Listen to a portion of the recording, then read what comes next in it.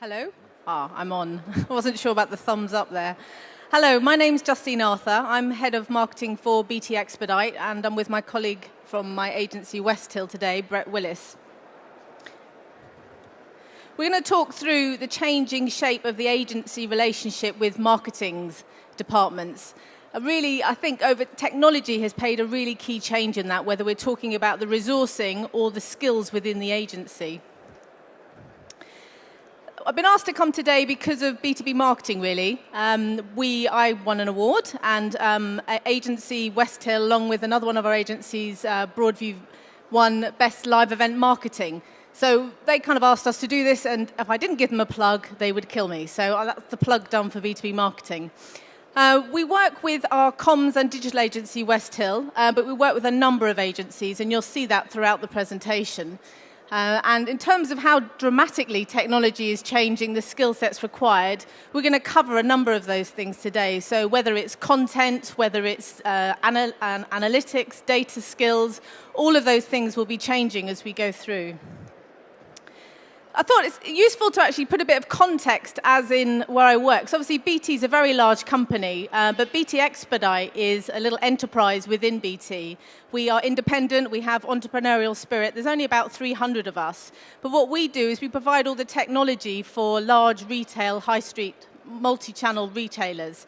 And I'll come through what some of those are. Providing anything from CRM to store point of sale to merchandising, loyalty, and obviously professional services, and of course networks throughout that as well. But I thought that, again, would just put it in context of who we are today.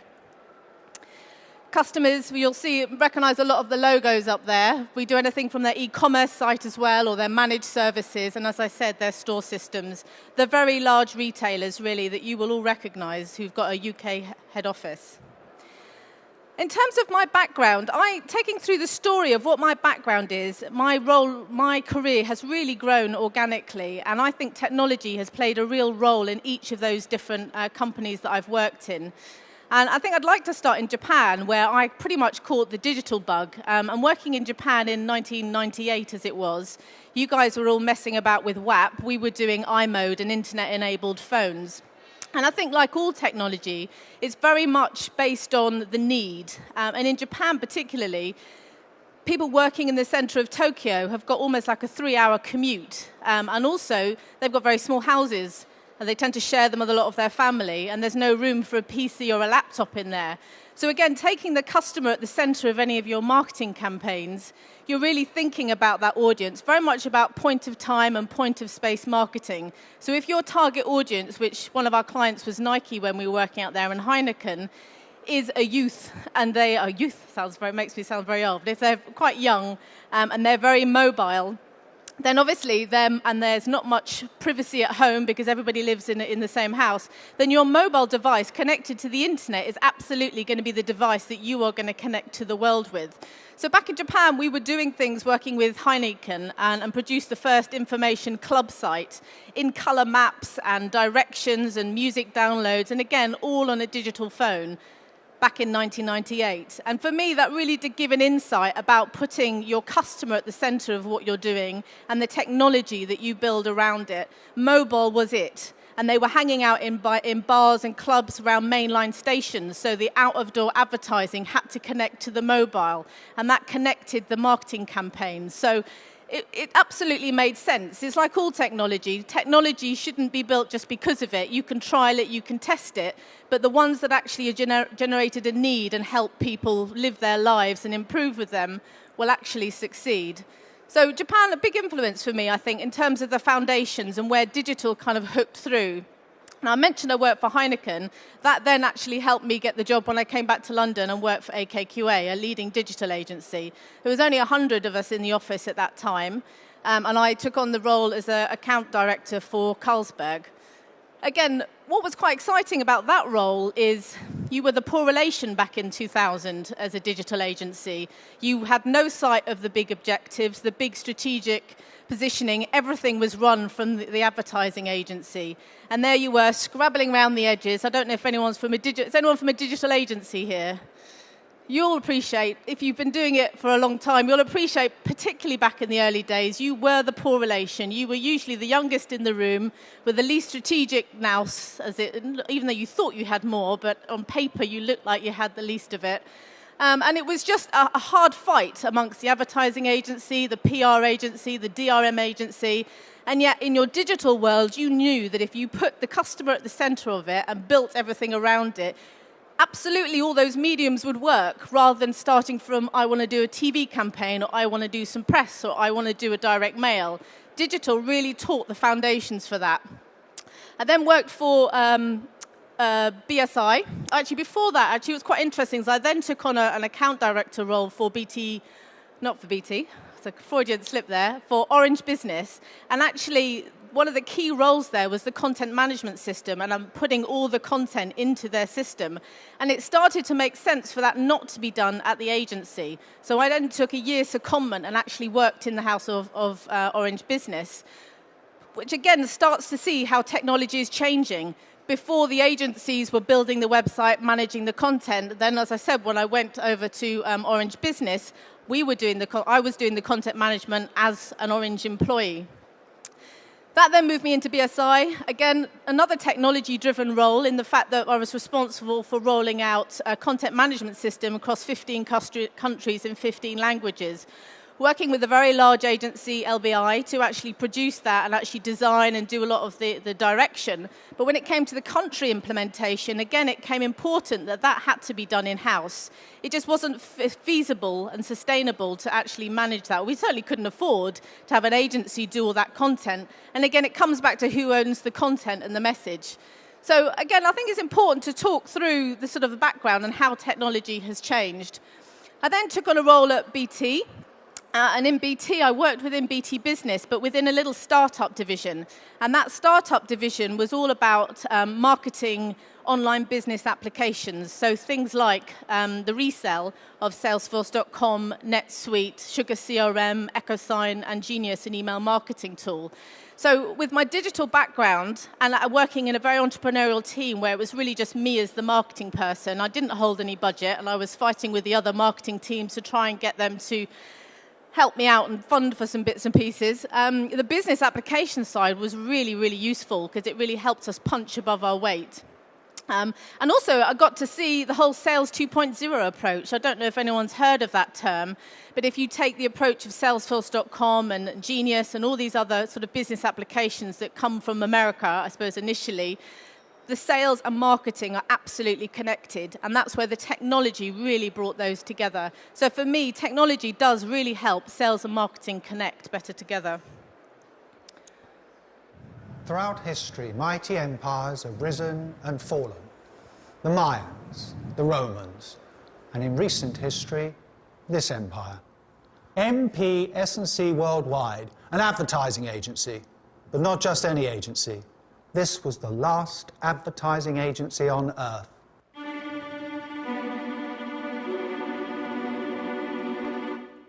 At one time, this was a vibrant, thriving organisation. But then one day, the people who worked here disappeared in an instant.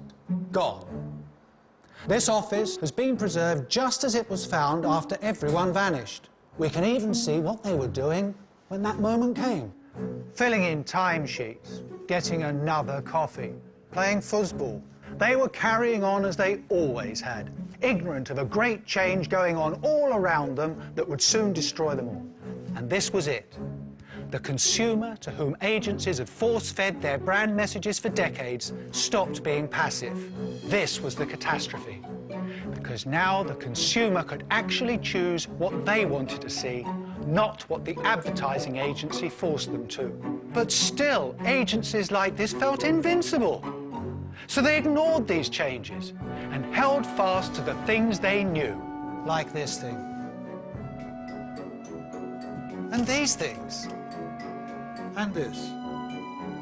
But most of all, they clung to this, the television commercial, even when clients begged for new, non-traditional ideas. So they simply repurposed their print ads into clever rich media banners and glibly suggested that everyone have a Twitter feed. In agency after agency, the story was the same. until at last not a single advertising agency was left. So much was lost because of arrogance and ignorance, and because they chose to ignore the changes going on all around them. But in the end, the reasons don't matter. What matters is there were people once in this advertising agency, then one day, there weren't.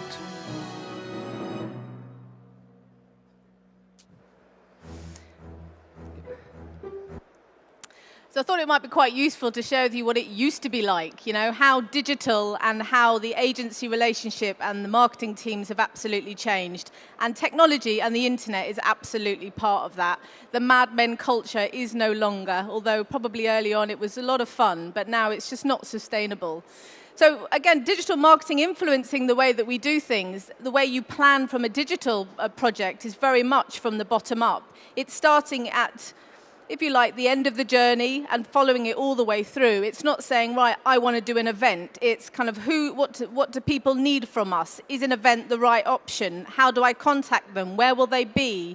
Will they be on the move? Will they be at their desk? What's the technology? What's the medium to do that? So very much planning from the bottom up, closing your eyes, if you like, and thinking through that whole journey, with the customer at the center, what they need and what they're going to actually be responsive to.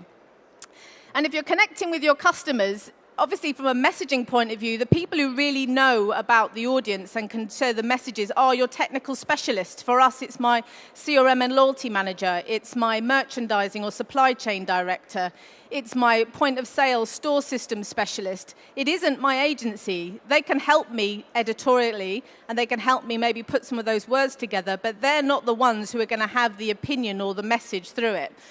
But coming up with these ideas and joining everything together has to be a core agency approach. I think as time's moving on, you're ending up with, we kind of went through having one big agency, then we had loads, then we're back to multi-purpose agencies. Now I think we're back to the point where we've got a hell of a lot more relationships to manage, and it's really important for the core agency approach. So if I have an event, which we have, and we're going to talk through that as a bit of a case study, I bring in my comms digital agency, I bring in my PR agency, I bring in my video agency, and I bring through my events team, and we discuss how best to deliver it. Everybody brings their specialism together to be able to deliver that. And that makes an integrated campaign, not briefing agencies in silo, not giving them the brief 3 months after and giving them a week to actually deliver it, giving them an insight to the bigger picture. My agency know my scorecard. They know what my bonus and structure is that's going to get me, you know, what I'm going to be interested in personally as well as my team. So the more you share with your agency and the more transparency you have around budgets and the better trust you have, the better you'll get out of your agencies and have more integrated campaigns. And obviously, with all the technology that's spread across it, you know, more people, more than a third of the UK by March are all going to have a tablet of some form. Anybody with an iPad, I suppose a lot of you have got them in the room or will have one very soon, will know that they're watching 2.5 times more videos and spending 3 minutes or 3 times longer watching that content. So it's only going to mean, of course, when 4G comes on, to make it even more public, that or more available, that just rich media is going to be there. People are just going to want the right content, and it's got to happen for the tools at your fingertips. And from a marketer, that gives you the insight and the power to get through. So for me, content is a massive driver for this. Not just words, not copy, not fluff, not dribble, just absolute content is king. And that only can come from specialist people. And it's not sustainable to kind of be asking your agency to update your website and put a bit of copy here and do that. You have to have the power in-house to do that. Hence, the content management system is now, if you don't have a website and a content management system, it's almost unheard of now, I would think. It's bizarre if an agency's running your website or you're running, you know, it's all done in content management systems. Similar evolution with data and email and news and video. And from a data point of view, CRM and the CRM systems and the success of people like Salesforce.com and those other ones I mentioned earlier, the power between marketing and sales is absolutely reliant on the quality of the data to do the sale, to do the market, to really get the insight that you need. And obviously with the sales team out on the road and virtual working and increasing on that, you need cloud-based CRM systems to be able to do that. And you're always going to have that fight with sales too lazy to update it, and marketing saying, okay, we'll have an amnesty on business cards. Give us your business cards so we can get them into the data so we can email them. But it's a constant battle around data. Email, again, we want to send out more emails. We're not technical in marketing. Therefore, you need an email delivery tool that can actually send out those emails by non-technical people. So we have that. We have it integrated into our CRM system. News, I think, is a really big change as well, because before, if you wanted to do news, you would do a press release. Now, obviously, again, the control back into the in-house marketing team. I can get and do, I can get one of my specialists to do a blog, can comment on another article, send it on to people. And then, of course, you've got Twitter and LinkedIn and all those different mediums to be able to get out there. It's no longer just about the press release. And let's face it, most press releases are dull as anything. Video, I can't emphasize enough how important video is. People do not read white papers anymore. And with all of this content being pushed into people, how could you possibly read it all? So I'd rather watch a cheeky 2-minute video than read something. And if that actually inspires me, then I may go off and read the white paper if I want to cut a few shots and make myself look impressive with a few bits of data here and there. But really, video is the place to be putting this. And networking. Networking, before I suppose I used to go to a few events. I used to have a whole bunch of business cards in my drawer. And then when I wanted to do something, I might think, oh, who is that guy that I met? And I might have scribbled some notes on a business card. But now it's all on LinkedIn. I'm now connected to these people. And obviously, there's other networking things as well, which we go through. But for me, those are the key sort of changes and things that have been over evolution. And all of this needs content, and good content, relevant content, not just content, if you like. So the impact on the agency relationship for this is about how you do it, really, I think. It's about the planning. It's very much about how am I going to increase sales, retain the people I've got. But I have to do that, I believe, through a collaborative approach with all of my agencies and their specialism. I don't have loads of agencies, don't get me wrong, but I have a lot of partners now as well. There's a lot of suppliers. So there's Salesforce.com, there's Genius, there's all these other different people. So actually now my life is a bit harder to manage because I've got more agencies and suppliers to deal with. It's not about copywriting. It's absolutely about editorial. It's about a journalistic style approach as well. And that relationship, the agency, if you like, is probably more creative and more strategic. And if you like, can turn up production levels if your team can't, be resourced that way. Whereas from a marketing team, we are the ones, if you like, doing the production. My team are the ones who are there analyzing the data, sending the emails out, updating the website. Although, we do that in piecemeal, we are struggling in some cases. And therefore, when we need, my agency, Westhill, for example, would have access to my content management system, my this, my that, whatever, when we actually need some help and support, when we need to upscale, if you like, when there's an event going on. I'm now going to introduce you to Brett, who's going to take over from here. Cheers. Hi, everyone. I'm representing the other half of this marriage, as it were. We're a creative agency based in London, been around since 1986 in Charlotte Street. We have in-house skills. We have roughly about 15 people. So we're not a massive agency. We're not the Ogilvy's of this world. We're a core agency that just deliver what the client wants and make sure the customer's at the center of it. One thing that I think makes us quite unique is we don't have account managers. Every person in the company has skills, and you can talk to them directly. So you can talk to the head programmer, you can talk to the front-end developer, you can talk to me if you really want, but you can talk to everybody. Our person at Market who does our social media ourselves, if you want some advice, pick up the phone, happy to talk to you. And we literally work right across B2B and B2C, which obviously helps because Justine's talking mostly to B2B, but we have that B2C experience in terms of making sure that the messaging is right that then goes on and it gets reused. We've worked with Expedite for 10 years, so it is a close relationship, and it is unique, I think, in that respect that we have been around for a long while. Justine hasn't been there for 10 years. I think you're about the third or fourth marketing manager we've had, and every time that relationship is rebuilt. But I think with Justine coming along, it did dramatically change the way the agency as ourselves work with the client, and I think we were ready for that.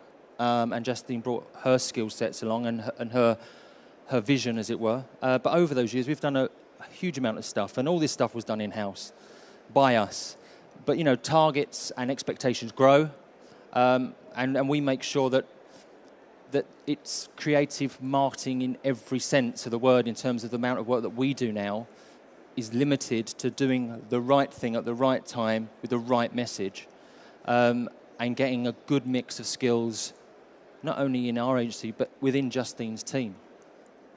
So the roles are totally being redefined between what the marketing team do and what we do as an agency. As Justine said, we are really an extension of their marketing team. And everyone knows within Expedite who we are, who they can talk to if they need be, come directly to us. And the boundaries between the marketing team and the agency are becoming quite blurred, very much so. And technology is totally at the heart of that and allows us to collaborate a lot more online, not every minute of every day, we hope. And you can achieve more. With the right sort of agency and the right sort of tools and technology, you can achieve more with less, really. So what I want to show you an example of that and how things have evolved. So I'd say the biggest marketing thing that you do every year is your annual conference. And this year is the 10th year. And it has proven right from the beginning to be a success. And at the beginning was just aimed at customers. It is its 10th year, and this year is really going to be the biggest it's ever been before. To give you an example, in 2008, 5 people in the marketing team, this was before Justine arrived, responsible for pulling the event together for only 40 senior IT customers only. We were doing everything as an agency. We were doing the event system. We were doing the email marketing. We were doing the look and feel. We were doing pop-up banners. We were doing everything, and there was 5 people in marketing. And yet this year, there's 3 people in marketing, and we're, at the moment, with the other agencies, all we've done at the moment is come up with a theme, the look that you're seeing here, which is to build a model retailer. There's 200 customers, and there's prospective customers, prospects as well as customers. So it's really, and it's been a real success, and been such a success actually. Other parts of BT are piggybacking the event. The likes of Global Services and BT Business, they're going to be taking their customers to this event as well. So, and we really are there to, as Justine said, ramp up when need be. So, the guys, you've got Diane here as part of Justine's team. If one of the guys needs to go on holiday, we're there. We can take over their blog. We can take over the social network scene. We can do the banner stands if need be. We'll do the designs. We can liaise with the other agencies. So we're at the heart, I suppose, the initial conversation around. And then we communicate with all the other agencies, which I'll touch on later. But there are tools out there that and I'm going to let Justine actually talk about the tools. I think rather than me talk about them, it'd be good to actually hear how she uses these tools. And these are not, these are things that agencies, so like Cultura, Stuart there, who's from the video agency, has recommended this tool. Some tools are in here that we've recommended that are free to use. We're not making anything out of them, but they're the right tools to use. And even with lead forensics at the moment, we're trialing that, seeing how that works, and might take that forward. So do you want to? Be better if you talk about this than me. Yep. You know it. If my mic's on. Is my mic on? Yep. Okay, so again, taking the annual conference as an example, obviously I'm sure you can imagine how we use a CRM system. All the data's in there. All the email addresses, if we've got them, will be in there. If we haven't, then we include the LinkedIn record within there, or their telephone number, or whatever. So that's our source of database. And within Salesforce, everything's managed in a campaign, and everything's measured, and we all know what's happening. And as many things as we can are integrated into that tool. So that's where everything kind of is wrapped around. Genius is the email marketing tool that we use. So again, that's sent out through my marketing team that's integrated into Salesforce. We can see whether people have clicked, what pages they've clicked on, follow through their journey, and actually, as necessary, either pass it on to the account manager or pass it on to our new business person to follow up to get them to invite to the event. We sponsor, again, my key audience, if you like, are all hanging out in Retail Week, which is a publication for retailers that they love to read. And we, therefore, sponsor that blog. Rather than trying to drag them off onto my website, I'm taking them where I know they already are. And also, it's an add-on function to actually the awards that we sponsor as well. So we take over that blog. But with regards to the event, we would include some of the highlights or some of the sort of snippets and start dripping through through a lot of the content and the opinions that are going to be talked about at the conference. And the annual conference is about 16 or so actual customers who will come and talk about their case studies, plus our keynote speech. And there's user groups as well and a technology showcase. So there's a hell of a lot to talk about and drip through with the blog. That's behind a subscription paywall. So we also have our own blog, which is through WordPress, which is integrated into our website. Brett mentioned about Cultura. Cultura is a video platform which we needed to not only publish the videos through our website, but importantly, it allows us to have like a cloud-based library so our salespeople can easily download them whatever format. If any of you do video, you appreciate that somebody wants that video. To get 100 meg video across an email is never going to happen. So having them all now stored in the cloud rather than loads of data sticks everywhere is a really useful tool for us. LinkedIn. This is when I kind of talk about that investigator role. LinkedIn, obviously, for adverts and awareness and just general chitter-chatter from my specialists, kind of inviting people and making awareness of the conference. But we have user groups the second day of our conference, and all of our specialists have a user group, and they have 3 or 4 user groups within LinkedIn that they manage. So they start the conversation ahead of the conference, starts in LinkedIn. And then all of my team have premium licenses within LinkedIn, and I'm really encouraging the salespeople and spent a few sessions trying to get them up to speed on how to use LinkedIn, which sounds quite scary because I think everyone should know about LinkedIn. But for me, we produce text-based emails that they can actually use to invite customers. So if it's a particular prospect that they want to come and they've only got the contact of the IT manager, but they want the operations director or his boss to come, then I encourage them to actually use LinkedIn. And we use it ourselves. And actually, we've had quite a lot of success for invites through LinkedIn. Obviously, we've got our company page, and there's other bits and pieces in LinkedIn, but it's really becoming a very useful free tool for driving people to our conference.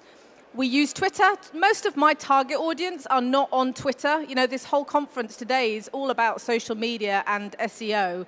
Yes, social media is important, but it's not about social media. That is one element of a communication tool. IT directors, marketing directors, operations directors, yes, they might have a personal account. Yes, they might be passively flicking through it.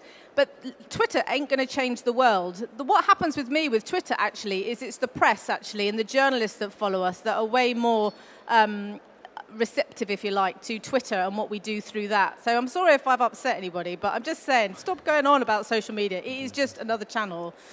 Hootsuite, obviously, with all these social media channels, you know, for me as a B2B marketer, it is voluntary and part-time. It is quite hard work without a big team to kind of manage all of this stuff. But I do have Hootsuite. I'm kind of playing the game. I'm no expert, but I am able to monitor if somebody mentions us, and here we go through. So that's how I manage the LinkedIn feeds and the Twitter feeds and my own personal stuff through there as well. Flickr we use because we put all the photographs from the conference on there, but we also embed and put a photo stream through our post-event pages as well. So we've got photos and stuff from last year, things that do help with SEO. So, you know, I am interested in social media and SEO, but it doesn't rule my life. Google Analytics, of course, you have to have it to manage your website. And we do have a trial going on with Lead Forensics, which I'm really quite excited about. And Lead Forensics is an interesting tool because where my email and co can show, you know, who's been on and what they've actually looked at. When I'm not doing email campaigns, I really wanted to identify if there were if most of the people viewing my website were all competitors. And actually, really interesting, a lot of my target audience are on there having a rummage around, and it's able to show. So it's not the individual contact, it's the IP address of that company. So a lot of those retailers will be identified. And we do use, although we use Genius for our email integrated to Salesforce, because we work with other areas of BT as well, Westhill have an email tool as well, and that integrates into Salesforce. And occasionally we do need to do our e-newsletter that goes through that. I'm going to hand over to Brett to finish off for the next slide. Cheers. I think the interesting thing is how passionate Justine is about the technology. And yes, Justine's brought a few things along, and there's things that we've recommended that you should use. And we, over the 10 years, have always produced in-house bespoke tools to allow them to do what they need to do. So whether that be a content management system, whether that be, I mean, one of the interesting things about the event system, that the event itself is that, yes, 2 years ago, we were building an event system. What we've done now is build a bespoke event system for the guys. They can reskin it every year. They don't need us. They can repurpose it. It's now integrated into Salesforce. So we take a back seat and we can concentrate on the more strategic stuff about mobile engagement and Google Plus even in terms of authorship for content. And talking about authorship for content, just another quick case study. Magazine that we produced for Expedite over the years was originally a bi-monthly printed magazine, went to about 3,000 customers. Very quickly moved that online with the permission of Expedite about 5 years ago, and made sure so first of all we moved it online, and then the guys still didn't have the skill set to manage the content in-house and to develop the pages, so we were doing that outside of the website while we were training the guys up and making sure that CMS was a must. So the guys then were able to take the content now, put it on their website, use it across their blogs, in their press releases, case studies, create a video with Stuart. So content is still very king, and it's still something we are heavily involved in. And you have daily conversations with our editor in-house. And it's been a huge success in industry. I mean, it goes to prospects now, it goes to customers. The last issue, which was was this month, 25% click rate, open to click rate. Now, one of the things that we do and we make sure we do is that a lot of people talk about responsive design and liquid-based emails. So that's great. But we actually do responsible design. So that's one thing where you can build an email, you can make it with loads of images, and you can put text on images, and you can make sure that you get the open rate you want, because every tracking system, mailing system in the world has to know that hasn't got retinal scan. You have to know that someone's opened an image before you know they've opened it. That's fine, but actually that doesn't deliver the best-in-class email. So the only image that we have on our email is the banner, which is connected to the BT logo. Everything else is in HTML, everything's delivered. And at the moment, we're doing a redesign and making that repurposed for a mobile device, because while they are B2B and iPhones and smartphones are not up there, we're still getting about an 82% Outlook rate. It is time to move the easing forward again and make sure that it is readable on all devices. And that's something, and that's where we come in as an agency. I feel that's how we fit in now in this relationship, is giving them the expert, is being one step ahead of the game, and also being a part of this collaborative approach. So we do get involved very early, right at the beginning of the idea in the briefing sessions. We can scale up whenever Justine needs us to. We do have in-house specialist skills now, and that's why you do away with the account manager, talk to the guys that you actually need to do the work, build a relationship, and you can then equip the marketing team with more in terms of skills and tools to do less. And traditional, marketeers now are becoming digital marketeers through involvement. And this core agency approach has been really, really cool, and it's really nice actually to feel, to feel part of a family. And we were very much up for this, and it's been going on for a while now. But there are, several specialist agencies. Broadview, you've got TW at telemarketing, Cotreas at event marketing, Portobello, who's the PR. So for the client conference last week, we'd initially sat down, talked about the conference, what we feel we want to do, the theme, and then we had a nice meeting with all the other agencies. We showcased the event this year. We showed them what it's going to look like, how it can work, and then allow them to go away and come up with ideas, and come back with what they want to do. And Stuart was talking to me today. He's a bit excited about the whole thing. He's got some great ideas around video that he wants to do, and we know where the lines are drawn. We know we don't do video, we don't do PR, we don't do events.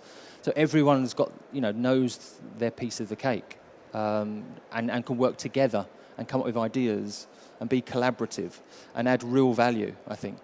It's just, and again, it's, the day, and I apologise, I know Justine said the days of Mad Men's gone, and I know I look like one. But it has changed, and becoming an extension of the marketing team for an agency now, rather than being this silo agency that waits for you to pick up the phone and say, hey, I'd like to do an event system, can you build me one? It just doesn't work that way anymore. And the biggest thing I think that is quite unique as well is we have complete transparency of Justine's plan for the next 16 to 12 months and the budget, which is quite unusual, I think. But we work within that budget, so we've not always got to try and pitch an idea to get more money. We know what we're going to be spending that year. I think it's quite unique, and we try to get the most out of it. We try and wring it dry, as it were. And I'll head back to you. I think this is you. Thank you. So it ain't perfect in the fact that we're talking about all these lovely technologies. We don't have a team. A couple of my team are here today. It's not the perfect dream that I'm kind of painting. We do have a hell of a lot of challenges. And going forward, first and foremost is the content, the amount you have to produce, the quality. I was telling you about it being engaging and relevant. You can't just farm that out to an agency. You at least have to get your specialists or the people who've got the knowledge to do the first draft, and then some polishing. As we were saying, we use the editorial skills. So sometimes some of my specialists are brilliant writers and they just might need a cheeky bit of spelling check. Other ones will have a telephone interview and almost be interviewed in a journalistic way, and then we might write the first draft. But content is really, really important, and the journalistic type content and approach is key. More data, the quality of data is very hard. As I said, you've got the sales team putting in stuff, people are leaving companies, emails are bouncing, and how to manage that data and how to analyze it. As I was saying, I've got 9 different passwords for all this different equipment. We are not equipped as an in-house team to manage all of this data. And so therefore, we really do need to kind of work out how we're going to do that. That's one of my challenges going forward. And of course, all these people I've got to organise now. I've now got agencies and suppliers, and the quality of it's very important. The typos, the images, the broken links, all of that kind of stuff. Yeah. One more. Someone. And I think for us as well, moving forward, we have to make sure that Expedite have the tools to do the job. We have to make sure that we also provide them with the skills in-house, and we will also trial new stuff for them. So we'll go away and look at maybe leads forensic. We might trial that. We'll see if it works, and then talk to the guys about it and train them up and say, "Hey guys, I think this is a fantastic tool to use," and just to be there whenever they need us, and to be a part of this core agency approach, I think, and to help organise and to move forward. So mobile engagement, liquid emails, responsive design, which we're doing at the moment with the website. So it is yeah. So I think really, just to summarise, there's the key 3 things for us in terms of answering the question of how technology is shaping the relationships between agencies and marketing teams. Collaboration is vital. You do need to work with all of your agencies, not in silos, brief them together, give them the bigger picture, and really kind of just be more open and trustworthy. And that collaboration part is important. A challenge is the relationships. There's more people in the party now. We're not dealing with just agencies. I'm now dealing with direct suppliers. And obviously the skills. How do you skill up your marketing team? It's no longer about colouring in, as some people would say in senior exec teams. You actually, as I think the Salesforce guy said earlier, you do need a geek in your team. You do need a journalist. And you do need some kind of private investigator to help you kind of make the use of all these tools. So for us, those are very much the 3 key sort of takeouts to answer that question. That pretty much wraps it up for us. If you'd like to contact us, you can contact Westhill through their website, or just contact me through the details I think are also on the Technology for Marketing website as well. Yep. We've also got on the page the presentation and our story, so we'd like to thank B2B Marketing for inviting us to tell our story. Yep. And if anyone's got any questions, I'm sure we can take questions. So.